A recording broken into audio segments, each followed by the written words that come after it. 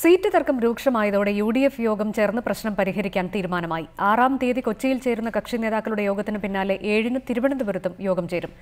വിജയിച്ച സീറ്റുകൾ നിലവിലെ കക്ഷികൾക്ക് തന്നെ നൽകുക എന്ന തീരുമാനത്തോട് ഘടകകക്ഷികൾക്ക് കടുത്ത എതിർപ്പാണുള്ളത്. തർക്കങ്ങൾ യുഡിഎഫിൽ പൊട്ടിത്തെറിയിലേക്ക് നീങ്ങുകയാണ്. ഈ സാഹചര്യത്തിലാണ് സംസ്ഥാന തലത്തിൽ പ്രത്യേക യോഗം ചേർന്ന് പരിഹാര ഫോർമുല ചർച്ച ചെയ്യുന്നത്. 6-ാം തീയതി കൊച്ചിയിൽ ചേർന്ന യോഗത്തിന് പിന്നാലെ 7-ന് വൈകുന്നേരം 4 മണിക്ക് തിരുവനന്തപുരത്തും യുഡിഎഫ് യോഗം ചേരും.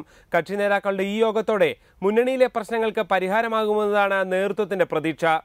ഐക്യജനാധിപത്യ മുന്നണിയെ സംബന്ധിച്ചിടത്തോളം സുഗമമായ സീറ്റ് ഷെയറിംഗ് പ്രോസസ്സ് ഭംഗിയായി നടത്തി ഈ തെരഞ്ഞെടുപ്പിൽ നല്ല വിജയത്തിലേക്ക് കോൺഗ്രസ് നേതൃത്വം കൊടുക്കുന്ന ഐക്യജനാധിപത്യ മുന്നണിയെ മുന്നോട്ട് നീക്കാനുള്ള തീവ്ര പ്രയത്നത്തിലാണ് ഞങ്ങൾ ഏർപ്പെട്ടിട്ടുള്ളത്.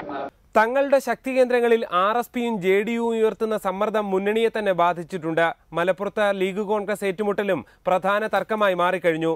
അതേസമയം മലപ്പുറത്ത് ആരെയും ഒറ്റയ്ക്ക് മത്സരിക്കാൻ അനുവദിക്കില്ലെന്ന് മുസ്ലിം ലീഗ് സംസ്ഥാന ജനറൽ സെക്രട്ടറി KPM മജീദ് റിപ്പോർട്ടറോട് പറഞ്ഞു.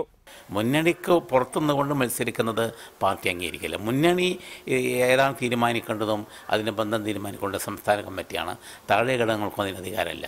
അതുകൊണ്ട് മുന്നണിക്കിൽ നിന്ന് പുറത്തുള്ള ഒരു ബാഹ്യ ശക്തികളുമായുള്ള ഒരു കൂട്ടുകെട്ട് തെരഞ്ഞെടുപ്പ് ഉണ്ടാവില്ല. കഴിഞ്ഞ തെരഞ്ഞെടുപ്പിലെ സീറ്റ് വിഭജനം അതേപടി നിലനിർത്തുക എന്നതാണ് UDF മുന്നോട്ട് വെച്ച നിർദ്ദേശം. എന്നാൽ ഇത് പുതുതായി വന്ന ആർഎസ്പിക്കും കഴിഞ്ഞ തെരഞ്ഞെടുപ്പിൽ കാര്യമായ അവകാശവാദങ്ങൾ ഉന്നയിക്കാത്ത JDUവിനും അംഗീകരിക്കാനാകുന്നതല്ല.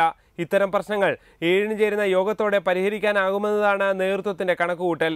ഇനി ആരോടും വിട്ടുവീഴ്ചയ്ക്കില്ലെന്ന നിലപാട് കോൺഗ്രസ് മുന്നോട്ട് വയ്ക്കുന്നുണ്ട്. അതേസമയം പ്രശ്നങ്ങൾ പരിഹരിക്കാൻ ജില്ലാതലത്തിൽ ഉഭയകക്ഷി ചർച്ചകൾ കോൺഗ്രസ് നടത്തിവരുന്നുണ്ട്. തർക്കങ്ങൾ തീർന്നില്ലെങ്കിൽ ഉപസമിതിയെ വെച്ച് തുടർ ചർച്ചകൾ നടത്താനും മുന്നണി നേതൃത്വം ആലോചിക്കുന്നുണ്ട്. G. ശ്രീജിത്ത്, റിപ്പോർട്ടർ, തിരുവനന്തപുരം.